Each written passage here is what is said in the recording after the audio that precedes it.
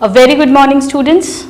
In the last class, we read about the second largest phylum of animal kingdom, that is phylum Mollusca, and today we will move on to another next phylum, that is Echinodermata.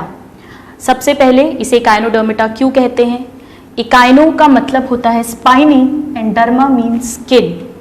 इनकी जो body होती है students, उसमें जो skin है उसमें calcium carbonate के बने हुए छोटे छोटे बोन्स होते हैं जो बिल्कुल हमारी बोन्स की तरह ही मीजोडर्म से बनी होती हैं. अभी तक हमने जितने भी एक्सोस्केलेटन्स जिस भी फाइलम में पढ़े हैं वो सब एक्टोडर्म के बने हैं. ये कैरेक्टर इन्हें कॉर्डेटा से रिजेम्बलेंस प्रूव करवाता है और यही जो बोनी ऑसिकल्स हैं, यही जो कैल्केरियस ऑसिकल्स हैं जिसके कारण इनके स्किन में स्पाइंस प्रेजेंट रहते हैं, that is why they are called Echinodermata. So let us write down the first character. So they are spiny skinned animals. इनकी स्किन में अंदर से कांटे जैसे निकले रहते हैं. They are spiny skinned animals. और क्या प्रेजेंट रहता है इनमें, क्यों है ऐसा? Because they have mesodermal. This is very important. अभी तक मीसोडर्म का बना हुआ स्केलेटन नहीं मिला है. सो दे हैव मीसोडर्मल. और इसमें कोई एक्सोस्केलेटन नहीं है, ये बॉडी के अंदर प्रेजेंट है. Endoskeleton, just like humans, chordates. So they have mesodermal endoskeleton in the form of calcareous ossicles. Calcareous का मतलब कैल्शियम कार्बोनेट के बने हुए, calcareous ossicle. ये कैरेक्टर कॉर्डेट्स भी शो करेंगे. So this is an important point. All the three. All right. Now let's talk about their habitat. ये सारे के सारे सिर्फ और सिर्फ सी वाटर में मिलते हैं. That means they are all marine habitat. कैसा होता है? All marine. This is important. हमने लास्ट फाइलम्स में पढ़ा था, चाहे एनेलिडा हो, राउंड वर्म्स हो, फ्लैट वर्म्स हो, आर्थ्रोपोडा, मोलस्का, वो सब लैंड पे भी मिल रहे थे, वाटर में भी मिल रहे थे, but they are all marine. So this is another important question for our exam. आइए अब क्विकली हम देखते हैं इसके जनरल एनिमल कैरेक्टर्स. इसमें भी मिलेगा organ system level of organization. यहाँ पे सिस्टम्स बन चुके हैं. So organ level system organization. इनकी एलिमेंट्री कैनाल भी कंप्लीट होगी, यानी उसमें सेपरेट माउथ और एनस होगा. So let us write that they have tube within tube body plan. That means separate mouth and anus. ये सब कैरेक्टर्स हम डिटेल में पढ़ चुके हैं, अब तक आपको अच्छे से लर्न होने चाहिए. Then they are also triploblastic. That means they have evolved from the three germ layers, which are ectoderm, endoderm and mesoderm, all present. All right. अब इनकी अगर हम बॉडी कैविटी की बात करें स्टूडेंट्स, तो ये बहुत इंपॉर्टेंट कैरेक्टर है. इस पे बहुत क्वेश्चन पूछा जाता है क्योंकि एनेलिडा, आर्थ्रोपोडा, मोलस्का की तरह इनमें भी ट्रू बॉडी कैविटी मिलती है. तो आइए पहले तो हम लिख लेते हैं that they are eucoelomate. That means they have a true body cavity. लेकिन इनकी जो बॉडी कैविटी है वो एनेलिडा, आर्थ्रोपोडा, मोलस्का की तरह शाइजोसीलोम नहीं है. यहां से पहली बार एंटेरोसीलोम इवॉल्व हुई, जो अगले दोनों हेमिकॉर्डेट एंड कॉर्डेट इन दोनों फाइलम्स में भी मिलेगी. एंट्रोसीलोम का मतलब हमने रीड किया था, it is formed by outgrowth from the gut wall. So this is a very important question from your exam point of view. Enterocoelom started from this phylum. From this phylum. All right. So this is the first phylum which has a true body cavity in the form of enterocoelom. Very important. Okay. Now let us talk about the symmetry. इनकी symmetry भी बहुत unique character होता है students. हमने read किया था कि इनके जो लार्वा हैं वो तो बाइलेटरली सिमेट्रिकल हैं, यानी सिंगल प्लेन में कट करें तो ही दो पार्ट्स में डिवाइड होंगे, लेकिन जो इनके अडल्ट्स हैं वो रेडियली सिमेट्रिकल हैं. जस्ट लाइक स्टारफिश, आप किसी भी एंगल लाइन से प्लेन से कट करोगे तो हमको दो इक्वल पार्ट्स मिल जाएंगे. सो this is a very very important point. मैं यहां लिख देती हूं वेरी इंपॉर्टेंट, क्योंकि अगर हम इनकी सिमेट्री की बात करें, सिमेट्री, सो लार्वा कैसा है? Bilateral symmetrical. Bilateral symmetry it shows, whereas in adults they show radial symmetry. ये बहुत इंपॉर्टेंट है, इस पे क्वेश्चन भी कॉमनली पुटअप होता है. ऑलराइट, इसको याद रखना बहुत सिंपल है. आप एक स्टार फिश को इमेजिन कर सकते हो, और स्टार फिश जो होती है वो रेडियल सिमेट्रिकल होती है यानी अडल्ट, और लार्वा जो है वो हो जाएगा बाइलेटरल सिमेट्री को शो करेगा. सो this is about the symmetry. अब ये जो इकाइनोडर्म्स होते हैं स्टूडेंट्स, ये जनरली सी में रहते हैं, समुद्र में रहते हैं, नीचे ड्वेल करते हैं उसकी तल पे, फ्लोर पे, और इनमें जो सर्कुलेटरी सिस्टम होता है वो बड़ा रिड्यूस टाइप का होता है. एक्सक्रीटरी सिस्टम तो होता ही नहीं है इनमें, एब्सेंट ही होता है, और नर्वस सिस्टम भी बहुत सिंपल टाइप का होता है. स्टारफिश में हमारी तरह कोई ब्रेन नहीं है. इवन मोलस्का में, सिफेलोपोड्स में भी ब्रेन बन गया था, आर्थ्रोपोड्स में भी ब्रेन था, एनेलिड अर्थवर्म्स में भी ब्रेन था, पर स्टारफिश में कोई ब्रेन नहीं है, लेकिन फिर भी वो आराम से अपनी लाइफ साइकिल को it can lead. So let us right these points that इनमें जो नर्वस सिस्टम, पहले सर्कुलेटरी सिस्टम की बात कर लेते हैं. इनमें जो सर्कुलेटरी सिस्टम है वो कैसा है? रिड्यूस्ड है. Circulatory system is reduced. इसे हम कहते हैं हीमल सिस्टम. ये क्वेश्चन पूछते हैं कि हीमल सिस्टम किसमें प्रेजेंट होता है? हीमल सिस्टम बहुत रिड्यूस्ड टाइप का है. That means no heart, okay, no any blood vessels, no vessels, no respiratory pigment. बिल्कुल सिंपल टाइप का है. फिर इनमें सर्कुलेशन कैसे होता है वो अभी हम रीड करेंगे. Then next, nervous system.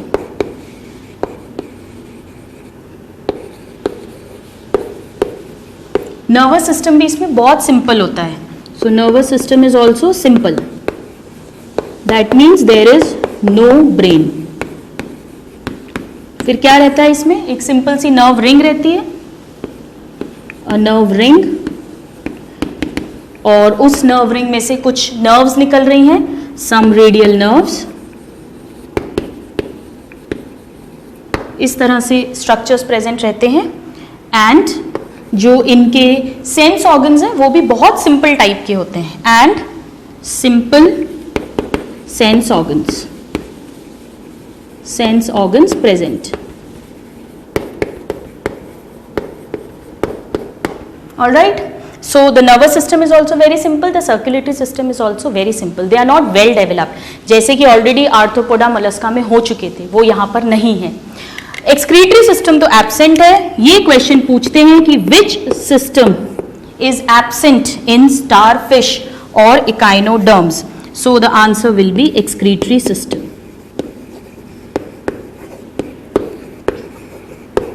Excretory system is absent. Circulatory और nervous absent नहीं है स्टूडेंट्स, मिल तो रहे हैं, लेकिन ये तो absent ही हो गया है ही नहीं. excretory system very important for your question. All right. इसका जो main excretory product है वो होता है अमोनिया, क्योंकि ये पानी में मिलते हैं, वाटर में है, they are all marine. So ammonia is the chief excretory product. और ये कैसे बॉडी से बाहर निकलता है? जनरल बॉडी सरफेस के थ्रू बाय सिंपल डिफ्यूजन, जैसा हमने लोअर एनिमल्स में रीड किया था. So through body surface. it is excreted out. All right, so these are the very simple systems present in echinoderms. फिर ये कैसे सर्वाइव करते हैं, कैसे मैनेज करते हैं, क्या इनमें स्पेशल होता है, आइए हम देखते हैं. ये जो एनिमल्स हैं स्टूडेंट्स, इनमें all the systems are very simple, but they have a special system that we are now talking about, that is called water vascular system. Water vascular system, okay, इसी को एम्ब्यूलैक्रल सिस्टम भी कहते हैं. Ambulacral system.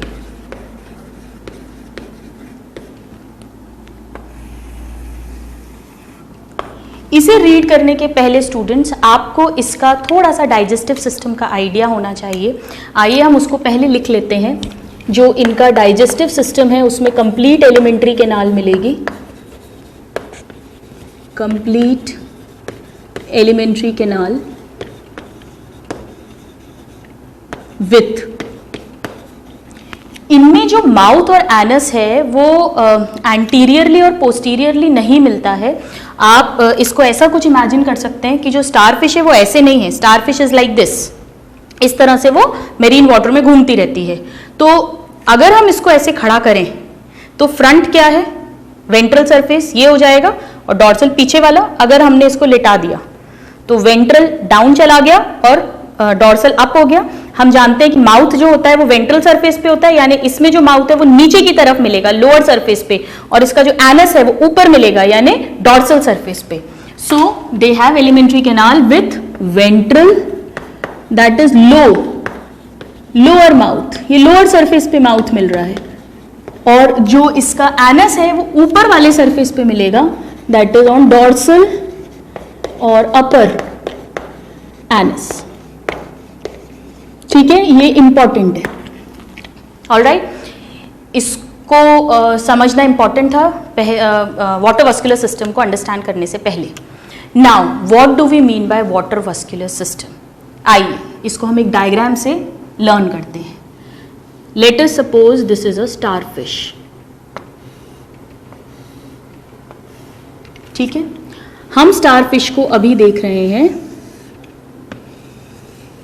Pentamerous है, ये 5 arms हैं इसके, radial symmetry है, समथिंग लाइक दिस. ठीक है, आप इसको ऊपर से देख रहे हैं, यानी ये मैंने क्या बनाया है, डॉर्सल व्यू बनाया है. This is the dorsal view. हम ऊपर से देख रहे हैं, तो ऊपर से देखने पे हमें इसमें एक तो बहुत सारे छोटे छोटे कांटे निकले हुए मिलेंगे, जिसके कारण इसे एकाइनोडर्मेटा बोला है. तो let's say these are the calcareous spicules और द ऑसिकल्स. ये हम ऊपर से देख रहे हैं स्टूडेंट, इसका dorsal view. So these are the calcareous ossicles. ठीक है, और ऊपर से क्या दिखेगा, अभी अभी हमने पढ़ा है, एनस मिलेगा. तो ये हो गया एनस.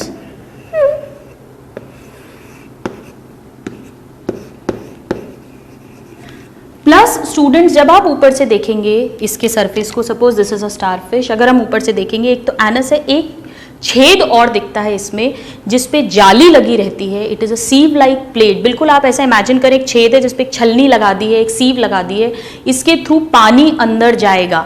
इस पोर को, इस छेद को I am drawing here like this, कहते हैं मैड्रीपोराइट. ये भी हमें ऊपर से दिख रहा है. So this is madreporite. Pore means opening, छेद. ऑलराइट, सो ऊपर से देखने पे हमें ये तीनों स्ट्रक्चर्स इसमें दिख रहे हैं. अब इसको अगर आप नीचे से देखोगे, from the down surface, okay, मैं इसको यहां ड्रॉ करती हूं, ये कैसा दिखेगा.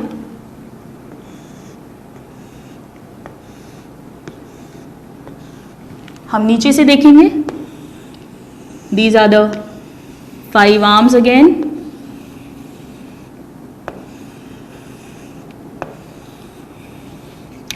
तो नीचे से हमें एक तो माउथ दिखेगा, there will be the opening of mouth. All right, this is the mouth. Anus तो दिखेगा नहीं, मैड्रीपोराइट भी नहीं दिखेगा क्योंकि ये वेंट्रल सरफेस है, नीचे से हम देख रहे हैं। इसमें स्टूडेंट्स क्या होता है, जैसे ये स्टारफिश है, बिल्कुल इसी तरह से ऊपर एनस है, एक छेद है जिसपे एक छलनी लगी हुई है, इसके थ्रू पानी अंदर जाएगा। और अगर आप नीचे से देखेंगे तो इसमें नीचे छोटे छोटे पैर हों जैसे, वो फीट निकले रहते हैं जिन्हें ट्यूब फीट बोलते हैं। ये क्या है अभी हम समझेंगे। तो ये हमें कैसे दिखेंगे, इस डायग्राम में अगर हम ड्रॉ करें तो इस तरह से हमें छोटे छोटे से ओपनिंग्स दिखेंगी, like this. All right, these are the tube feet. ये सब में होंगे, they will be present in everywhere. नीचे से देखने पे जैसे छोटे छोटे पांव निकल रहे हों इसके। हम इसे बना देते हैं फटाफट, like this on the ventral surface. Very important structure. Okay, let's label them first. So these are the tube feet. तो ऊपर से देखने पे एनस एंड मैड्रीपोराइट दिखा और नीचे से देखने पे माउथ एंड ट्यूब फीट दिखे। अब ये मैड्रीपोराइट और ट्यूब फीट ये क्या है, इसको अंडरस्टैंड कीजिए। अगर ये स्टारफिश है, ये ऊपर है, ये नीचे है, ट्यूब फीट निकले हुए हैं। अगर हम इसे बीच से कट कर दें, इसे इस तरह से कट कर दूं, तो यहां पर आपको एक जाल बिछा हुआ दिखेगा, बहुत सारी पतली पतली नालियों का, कैनाल्स का, ट्यूब का। अब आप इमेजिन करिएगा, अभी ये देखा है, ये देखा है, अब मैंने इसे कट कर दिया है बीच से, इसको हटा दिया, तो हमें क्या दिखेगा अंदर। आइए पहले हम इसको ड्रॉ कर लेते हैं। हमें ऐसा स्ट्रक्चर दिखेगा। मैं इसको उल्टा बना रही हूं, I am drawing it like this.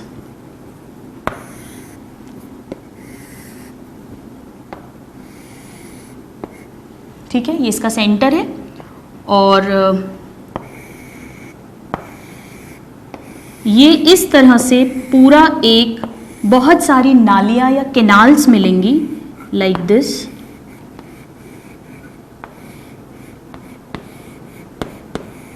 All right, here also.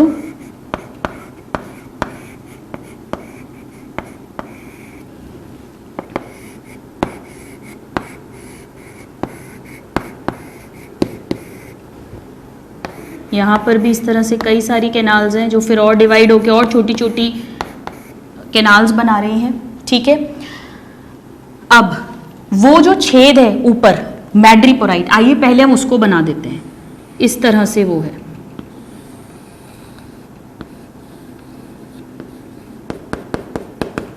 ठीक है, ये ऊपर से है, इसमें पानी अंदर आ रहा है, तो मैं इसको लेबल कर देती हूं, दिस इज मैड्रीपोराइट। और यहां से क्या हो रहा है, पानी अंदर आ रहा है, क्योंकि सी वाटर में रहती है ये, तो यहां से पानी अंदर आ रहा है छन के, सीव की तरह। ये जो पानी है ये अंदर आएगा, अंदर आकर ये स्टोन कैनाल में जाएगा। This is the stone canal, लंबी सी स्टोन कैनाल।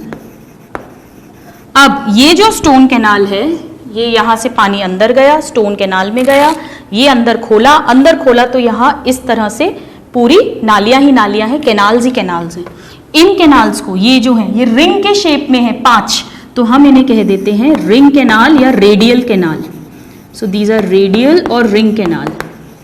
वाटर इसमें जाएगा और यहां से जाने के बाद जो वाटर है वो लंबी लंबी जो कैनाल्स हैं जिन्हें हम लॉन्गिट्यूडनल कैनाल्स कहते हैं उनमें चला जाएगा। So these are the longitudinal canals, longitudinal canal. ठीक है, कई बुक्स में इन्हें रेडियल कैनाल कहते हैं और इन्हें केवल रिंग कैनाल नाम दे देते हैं। ठीक है, तो हम उसी तरह से इसे लिखेंगे। ऑलराइट, तो मैड्रीपोराइट में पानी आया, वो पानी गया स्टोन कैनाल में, स्टोन कैनाल से वो पानी रिंग कैनाल्स में चला गया और रिंग कैनाल से वो पानी रेडियल कैनाल्स में गया और रेडियल कैनाल से वो पानी, आइए देखें कहाँ जाएगा। ये एक रेडियल कैनाल अब मैं ड्रॉ कर रही हूं, ये साइड्स में गया,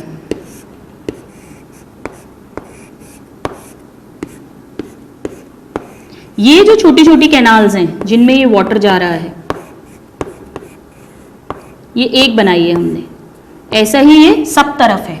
इन्हीं this one, this is called lateral canal, lateral canal, ठीक है।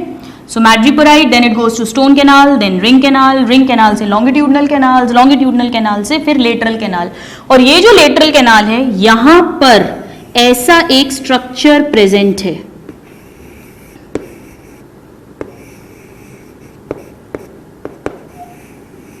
इस स्ट्रक्चर में कुछ इस तरह से है कि पहला एक गोल सा पार्ट है बोरे की तरह, फिर एक लंबा पार्ट है और फिर ये सक्कर्स हैं, ठीक है। So this is the ampulla. Ampulla मतलब सैक लाइक गोल सा हिस्सा जिसमें पानी स्टोर हो जाएगा।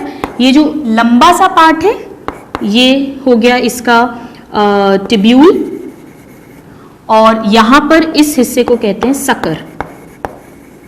इसको कहते हैं स्टूडेंट्स ट्यूब फीट, ये हिस्सा जो बाहर निकलेगा नीचे से। Okay, so this is a tube feet. तो अब आप इमेजिन करिएगा, वापस से पानी मैड्रीपोराइट से गया, स्टोन कैनाल में गया, फिर रिंग कैनाल में फैला, फिर रेडियल कैनाल्स में गया, फिर वहां से छोटी छोटी और कैनाल्स में गया जिसे लेटरल कैनाल्स बोलते हैं, और फिर फाइनली जो ट्यूब फीट है वो अब इसके नीचे से है, बाहर निकल गए बॉडी से, जो हमें जब हम नीचे से वेंट्रल व्यू देख रहे हैं तो वो हमें दिखाई दे रहे हैं।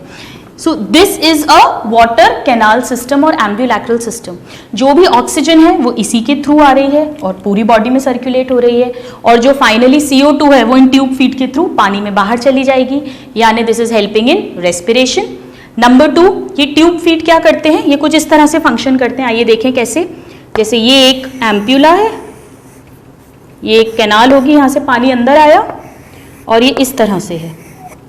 जैसे ही वाटर इसमें फिल होता है ये पानी को नीचे डालता है, पानी को जब ये नीचे डालेगा कॉन्ट्रैक्ट होगा तो ये जो टिब्यूल है ये लंबा हो जाएगा और इस पे एक प्रेशर बनेगा वाटर के कारण, हाइड्रोस्टैटिक प्रेशर, जिससे कि ये जो भी ऑर्गेनिज्म इसे खाना है, कैप्चर करना है, या कहीं भी जहां इसे रुकना है, किसी सबस्ट्रेटम पे अटैच होना है, वहां पर ये ग्रिप बना लेगा, एक वैक्यूम बना लेगा इन सकर्स के थ्रू और अटैच हो जाएगा या उस ऑर्गेनिज्म को फीड कर लेगा। तो ये जो वाटर कैनाल सिस्टम है वो इनके लोकोमोशन, ये चलते भी ऐसे ही ग्रिप बनाते जाएंगे और आगे चलते जाएंगे, और ये खाना भी इसी तरह से कैप्चर करते हैं। जो फूड है वो पूरी बॉडी में सर्कुलेट भी इसके थ्रू हो रहा है और रेस्पिरेशन भी इसी के थ्रू होता है। ये कब है? This is by hydro pressure, hydro pressure. Alright, so now let us write down the functions of water ambulacral system. आप ये डायग्राम्स को नोट करें, उसके बाद हम इसके फंक्शंस लिखते हैं। Please note them down. Alright students, so let's write some more information about the water vascular system. So this is the unique or the characteristic feature of this phylum. So let us write that, हम इसे यहाँ continue कर दें, water vascular system और the ambulacral system, this is the unique character. ये important point है, पूछते हैं, इसकी पूरी लाइफ साइकिल इसी के कारण चल रही है। So this is a unique character of this phylum.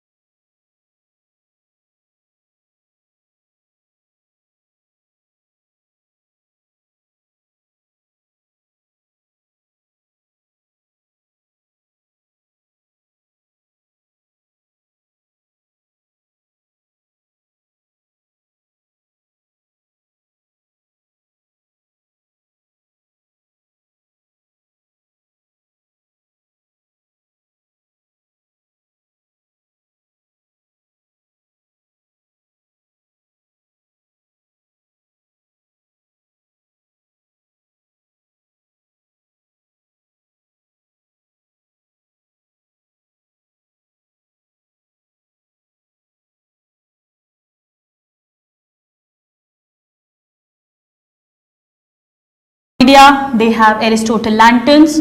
Holothuroidea, which have the respiratory tree present in them, and Crinoidea, which are fixed forms, they are not motile forms, and they are Antedon and Neometra. आप इस chart को students copy करें, फिर हम लोग trick read करेंगे to learn all the examples of all the 5 classes. Okay students, now let's write down the trick to learn all the examples. Trick है, एक बहुत ही फ्रूटफुल, बहुत ही यूजफुल फ्रूट होता है ऑरेंज, संतरा, जो हमें प्रोवाइड करता है vitamin C and vitamin E. So an orange can provide vitamin C and E. Let's learn all the examples. Let's try to write them down. पहला एग्जाम्पल है starfish, that is Asterias, which belongs to the class Asteroidea. The next example, O, is Ophiuthryx, that is brittle star. So it is Ophiuthryx, जो belong करता है Ophiuroidea class को. Third example है समुद्री खीरा, that is C. cucumeria or the C. cucumber, which belongs to class Holothuroidea. ये जो दोनों next examples हैं, ये एक ही class के हैं, दोनों ही नॉन मोटाइल फिक्स्ड फॉर्म्स के एग्जाम्पल्स हैं. One is Antedon, that is sea lily, and the feather star और the Neometra. And the last examples of Echinoidea, जिनके पास एरिस्टोटल लैंटर्न नाम का मैस्टिकेटिंग ऑर्गन है, इसके एग्जाम्पल्स हैं Clypeaster and Echinus, that is the sea urchin. Okay, so हमारा trick है an orange can provide vitamin C and E.